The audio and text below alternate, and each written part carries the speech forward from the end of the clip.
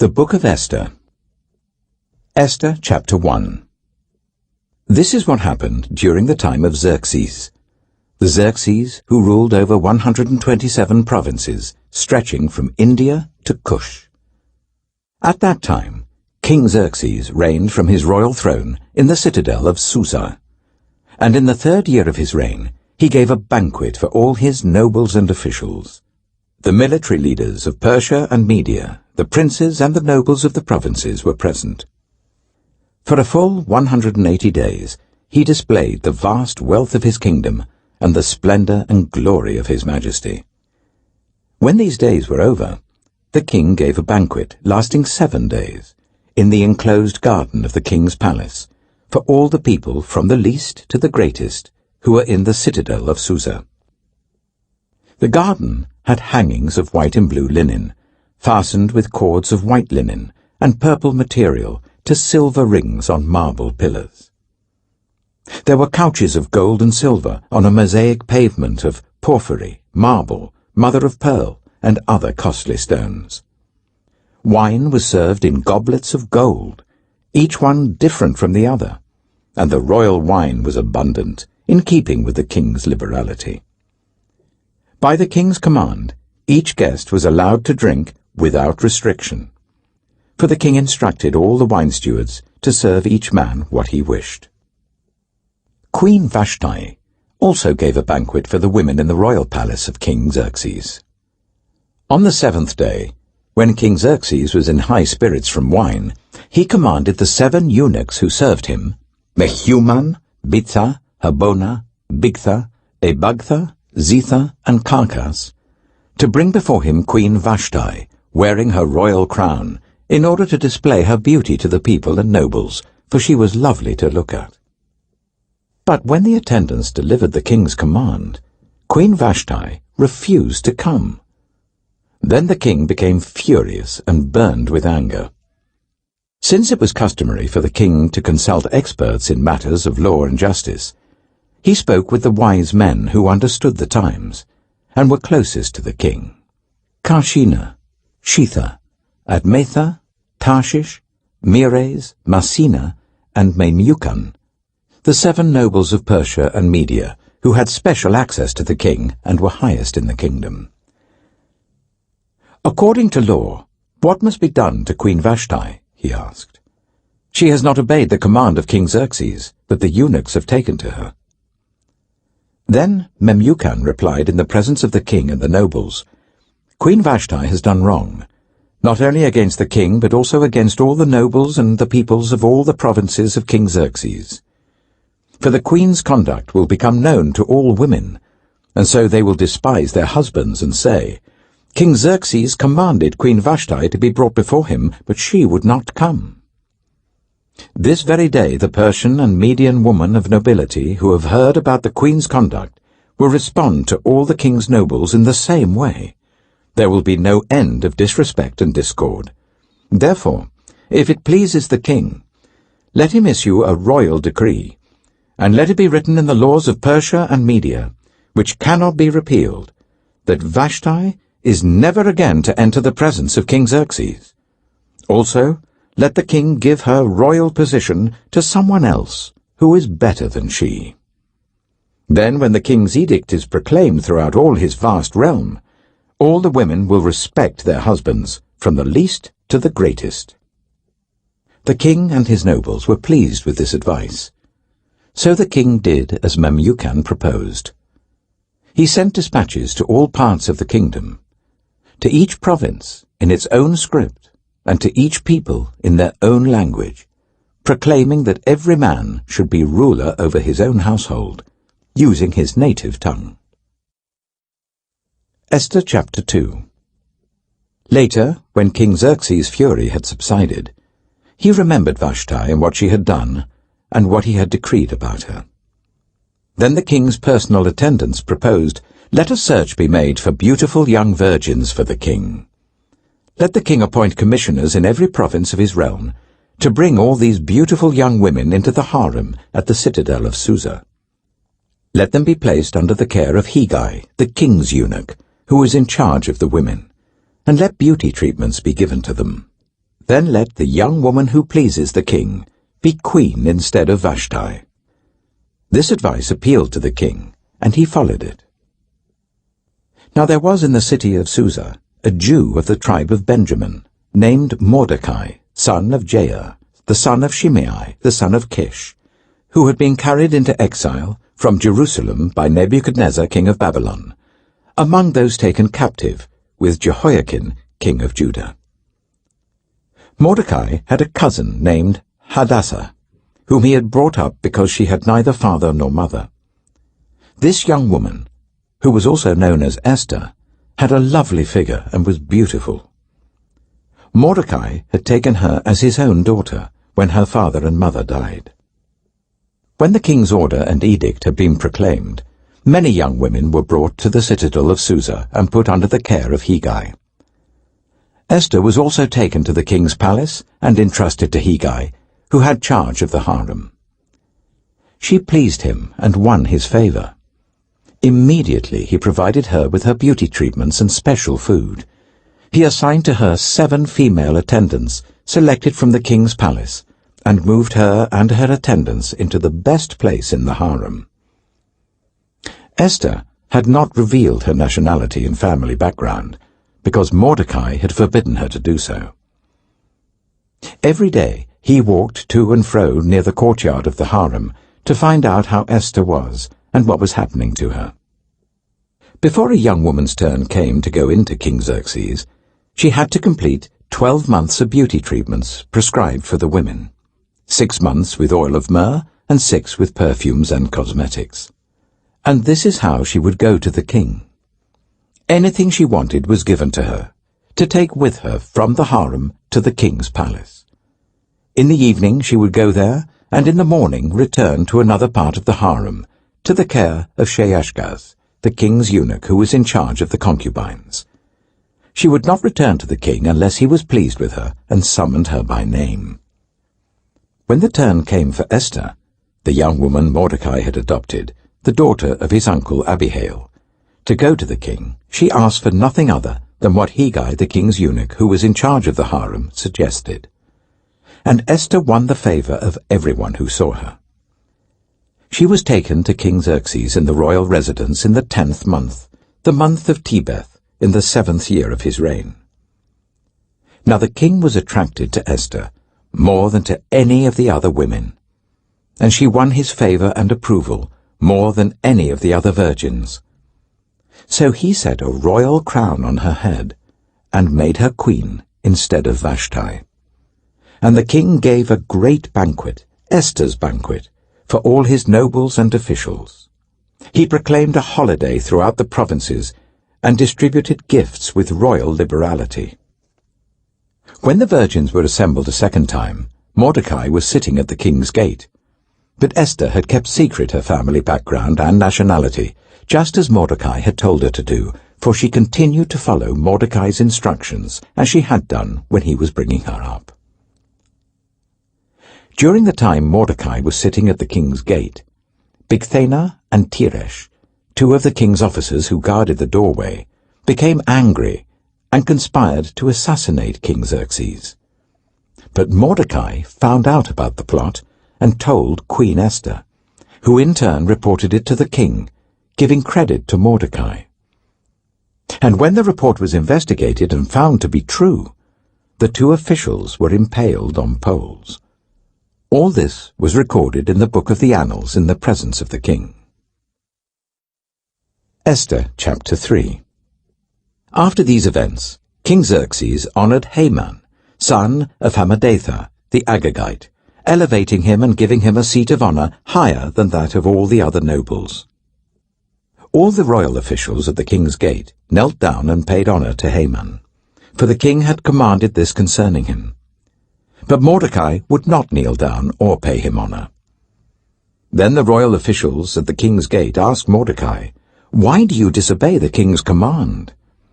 Day after day they spoke to him, but he refused to comply. Therefore they told Haman about it, to see whether Mordecai's behavior would be tolerated, for he had told them that he was a Jew. When Haman saw that Mordecai would not kneel down or pay him honor, he was enraged, Yet having learned who Mordecai's people were, he scorned the idea of killing only Mordecai.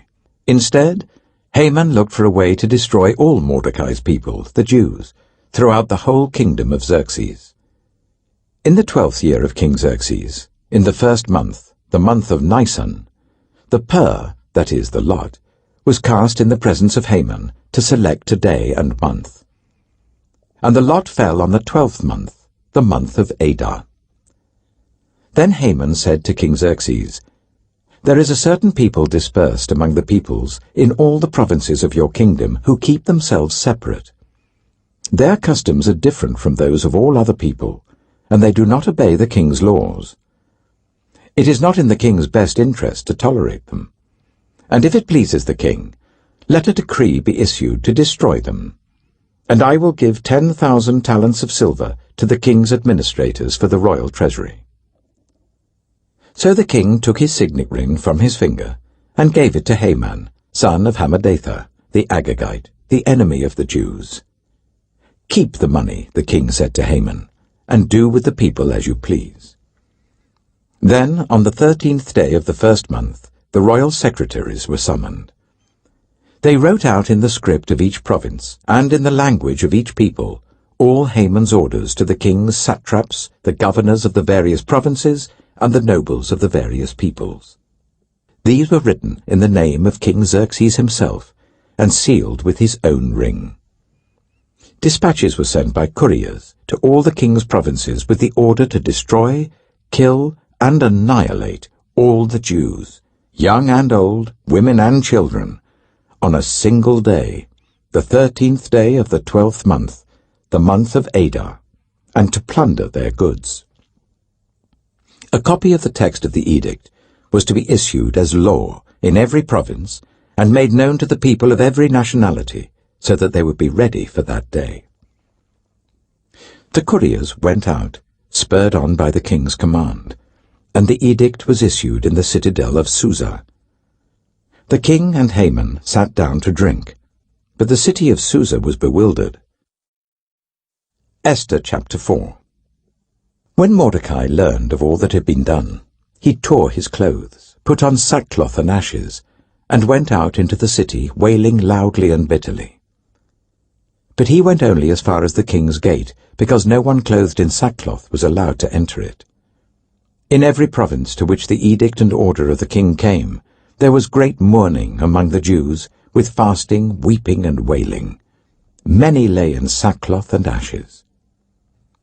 When Esther's eunuchs and female attendants came and told her about Mordecai, she was in great distress. She sent clothes for him to put on instead of his sackcloth, but he would not accept them. Then Esther summoned Hathach, one of the king's eunuchs assigned to attend her, and ordered him to find out what was troubling Mordecai and why. So Hathach went out to Mordecai in the open square of the city in front of the king's gate. Mordecai told him everything that had happened to him, including the exact amount of money Haman had promised to pay into the royal treasury for the destruction of the Jews. He also gave him a copy of the text of the edict for their annihilation, which had been published in Susa, to show to Esther and explain it to her. And he told him to instruct her to go into the king's presence to beg for mercy and plead with him for her people. Hathach went back and reported to Esther what Mordecai had said.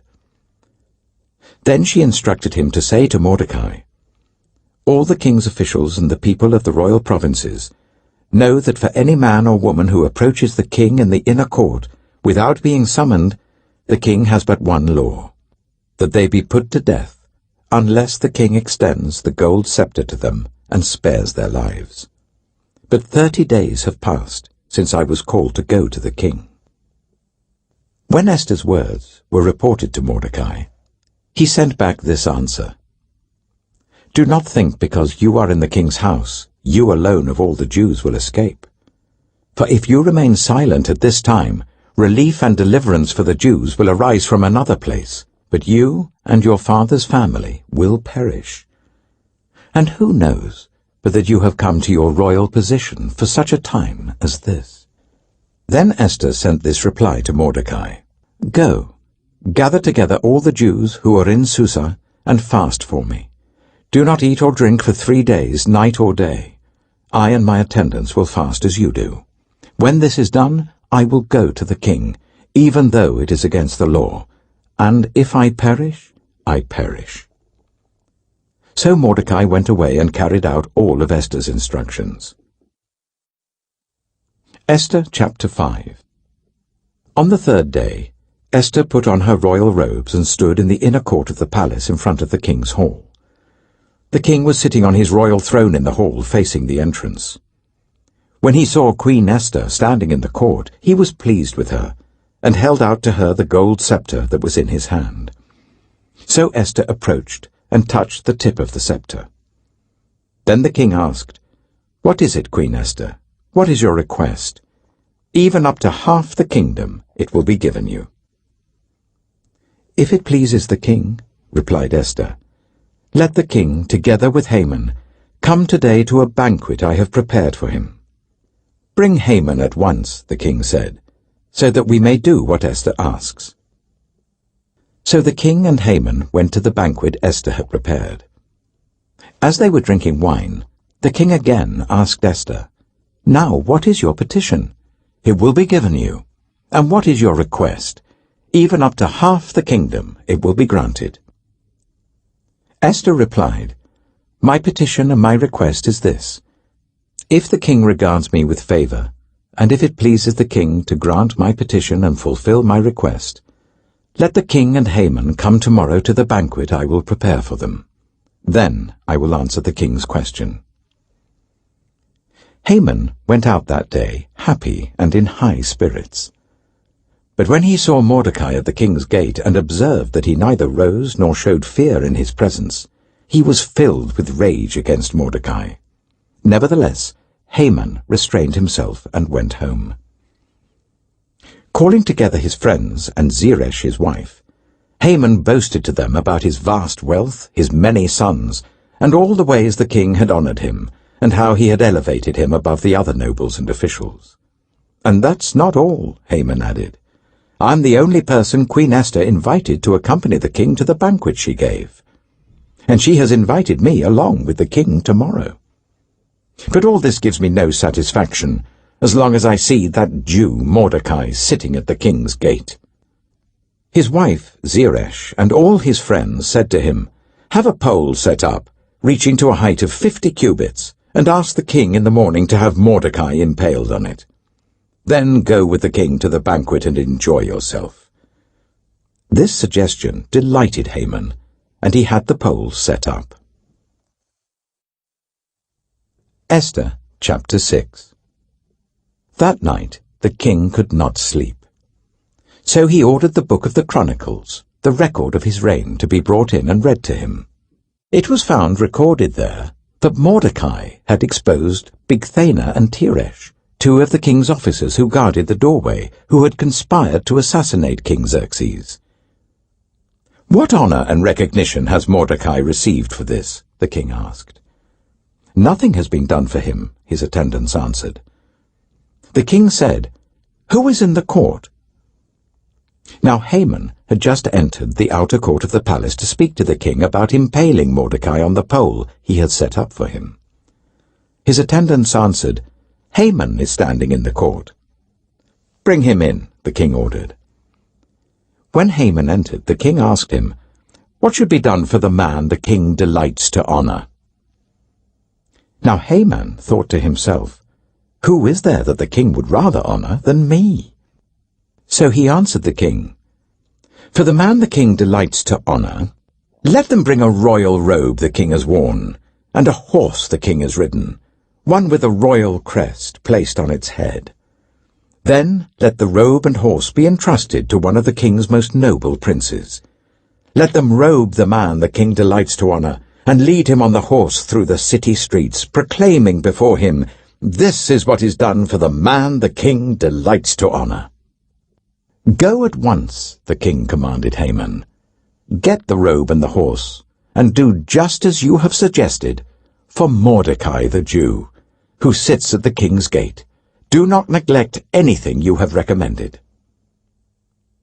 So Haman got the robe and the horse. He robed Mordecai and led him on horseback through the city streets, proclaiming before him, "This is what is done for the man the king delights to honor." Afterwards, Mordecai returned to the king's gate. But Haman rushed home, with his head covered in grief, and told Zeresh his wife and all his friends everything that had happened to him. His advisers and his wife Zeresh said to him, "Since Mordecai, before whom your downfall has started, is of Jewish origin, you cannot stand against him. You will surely come to ruin." While they were still talking with him, the king's eunuchs arrived and hurried Haman away to the banquet Esther had prepared. Esther chapter 7. So the king and Haman went to Queen Esther's banquet. And as they were drinking wine on the second day, the king again asked, "Queen Esther, what is your petition? It will be given you. What is your request? Even up to half the kingdom it will be granted." Then Queen Esther answered, "If I have found favor with you, your majesty, and if it pleases you, grant me my life. This is my petition. And spare my people. This is my request. For I and my people have been sold to be destroyed, killed, and annihilated. If we had merely been sold as male and female slaves, I would have kept quiet, because no such distress would justify disturbing the king." King Xerxes asked Queen Esther, "Who is he? Where is he, the man who has dared to do such a thing?" Esther said, "An adversary and enemy, this vile Haman." Then Haman was terrified before the king and queen. The king got up in a rage, left his wine, and went out into the palace garden. But Haman, realizing that the king had already decided his fate, stayed behind to beg Queen Esther for his life. Just as the king returned from the palace garden to the banqueting hall, Haman was falling on the couch where Esther was reclining. The king exclaimed, "Will he even molest the queen while she is with me in the house?" As soon as the word left the king's mouth, they covered Haman's face. Then Harbona, one of the eunuchs attending the king, said, "A pole reaching to a height of 50 cubits stands by Haman's house.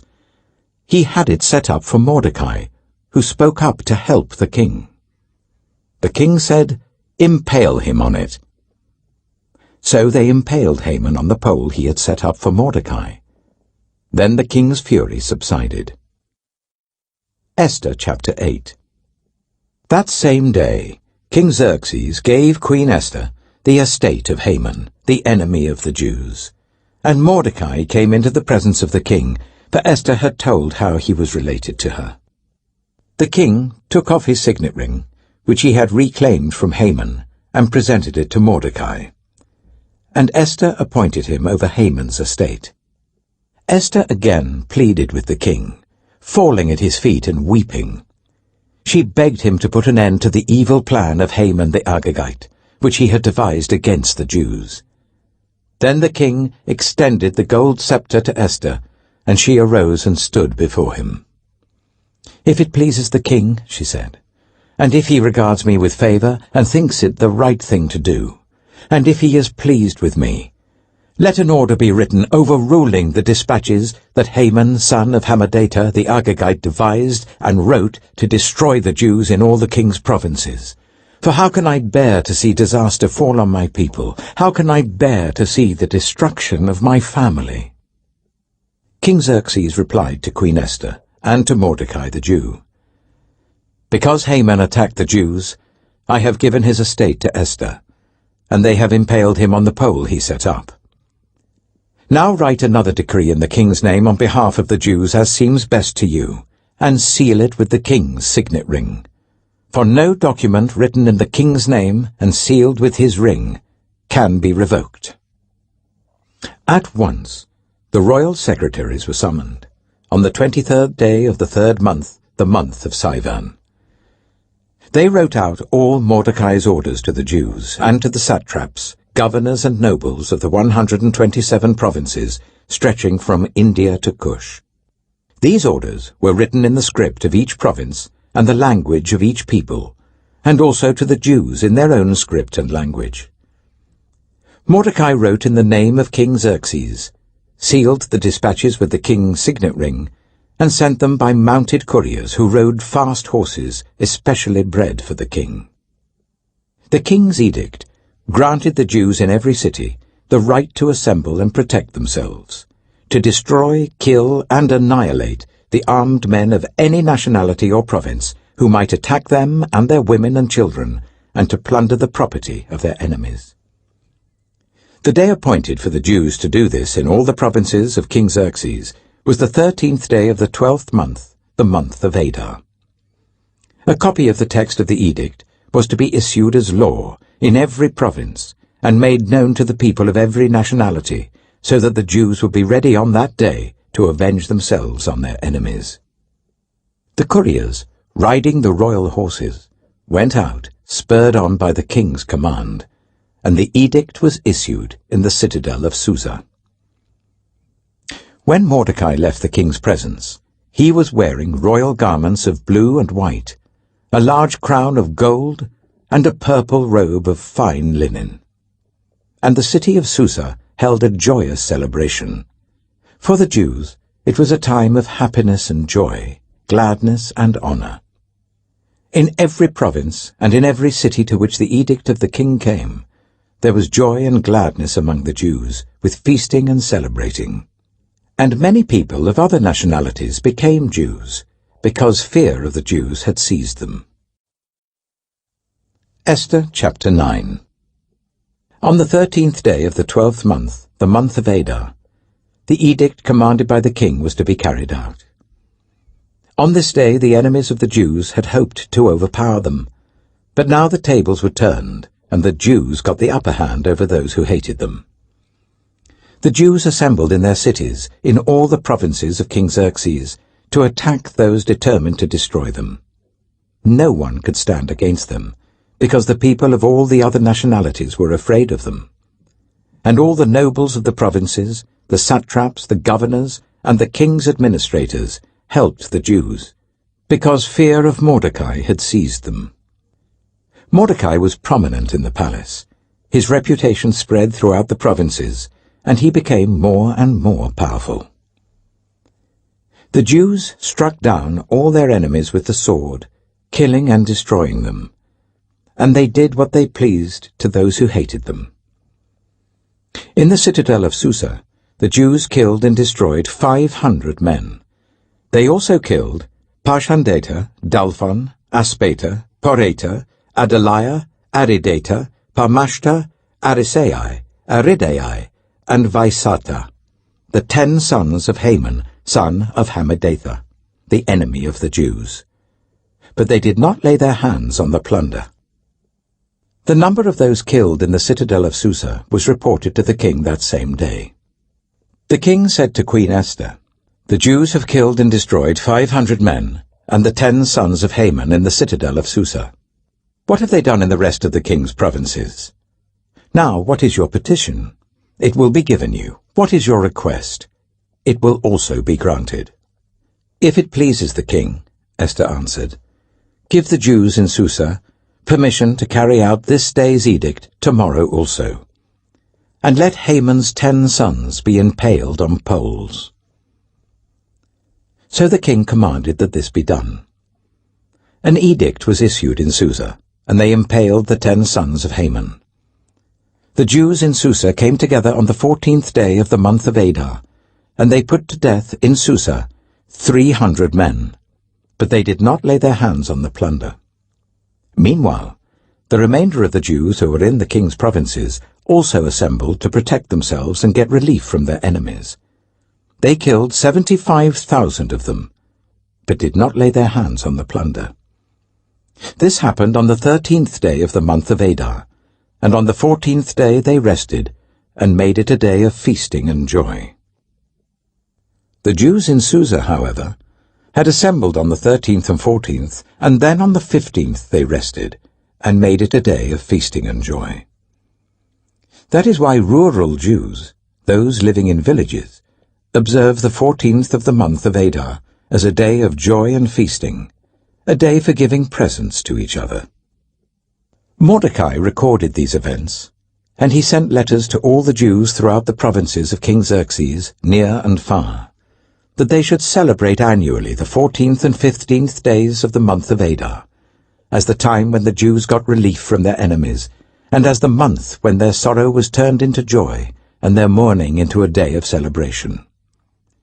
He wrote to them to observe the days as days of feasting and joy, and giving presents of food to one another, and gifts to the poor. So the Jews agreed to continue the celebration they had begun, doing what Mordecai had written to them. For Haman, son of Hammedatha, the Agagite, the enemy of all the Jews, had plotted against the Jews to destroy them, and had cast the pur, that is, the lot, for their ruin and destruction.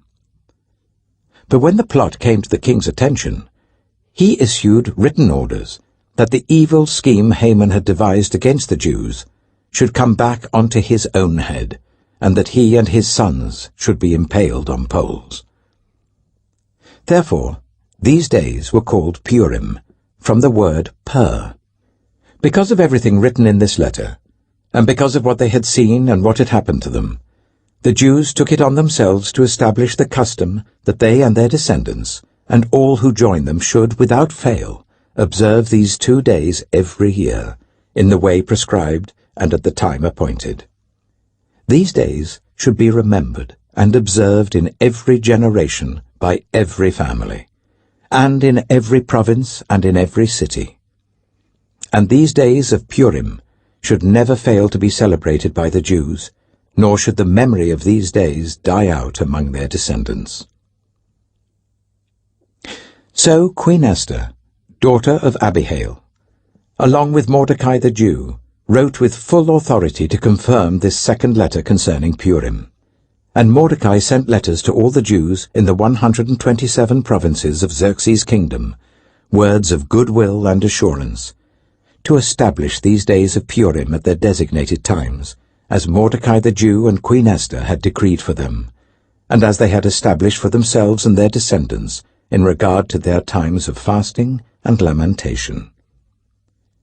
Esther's decree confirmed these regulations about Purim, and it was written down in the records.